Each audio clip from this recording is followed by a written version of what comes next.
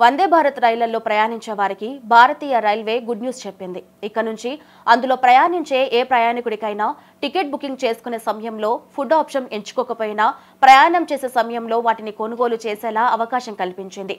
ఆహారం అందుబాటులో ఉన్న దాన్ని బట్టి సిబ్బంది ఆహారం అందించనున్నారు.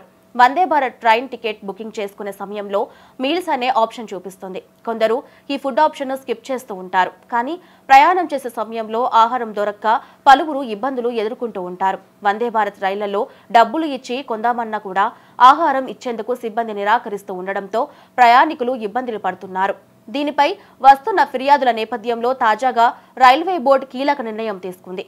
ఆహార పదార్థాలు అందుబాటులో ఉంటే అప్పటికప్పుడు కొనుగోలు చేసేందుకు ప్రయాణికులకు అవకాశం కల్పించింది. ప్రయాణికులకు అసౌకర్యం ఉండకుండా రాత్రి 9 గంటల తర్వాత ట్రాలీల రూపంలో విక్రయాలు చేయకూడదని ఆదేశాలు జారీ చేసింది. ఇక వందే భారత్ స్లీపర్ ట్రైన్స్ త్వరలోనే ప్రయాణికులకు అందుబాటులోకి రానున్నాయి.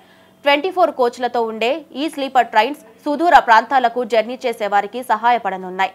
వందే భారత్ స్లీపర్ కోచ్ ట్రయల్స్ ను రైల్వే శాఖ విజయవంతంగా చేపట్టింది. 16 కోచ్లతో కూడిన ట్రైన్ ను ముంబై అహ్మదాబాద్ మధ్య ఉన్న 544 కిలోమీటర్ల ట్రాక్ పై పరిశీలించారు.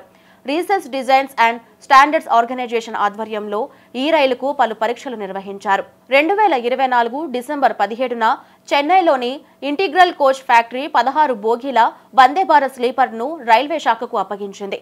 తొలుత కోటా డివిజన్లో 30 నుంచి 40 కిలోమీటర్ల ట్రాక్ పై పరీక్షలు నిర్వహించారు. ఈ ట్రైన్ 180 కిలోమీటర్ల టాప్ స్పీడ్ లో కూడా ఎలాంటి సమస్యలు లేకుండా పరుగులు పెట్టింది. 16 కోచ్ల వందే భారత్ స్లీపర్ లో AC first class, AC 2 tier, AC 3 tier కోచ్లు ఉండనున్నాయి. ఈ ట్రైన్ లో 1128 మంది ప్రయాణించే వీలుంది. ఆటోమేటిక్ డోర్లు, కూషన్ బెర్త్లు, వైఫై కూడా అందుబాటులో ఉంటుంది. వచ్చే 3 ఏళ్లలో 200 కొత్త వందే భారత్ రైళ్లను అందుబాటులోకి తీసుకురావాలని భారత ప్రభుత్వం యోచిస్తోంది. అలాగే 100 అమృత్ భారత్ రైలు, 50 నమో భారత్ రైళ్ల తయారీకి మోదీ ప్రభుత్వం గ్రీన్ సిగ్నల్ ఇచ్చింది.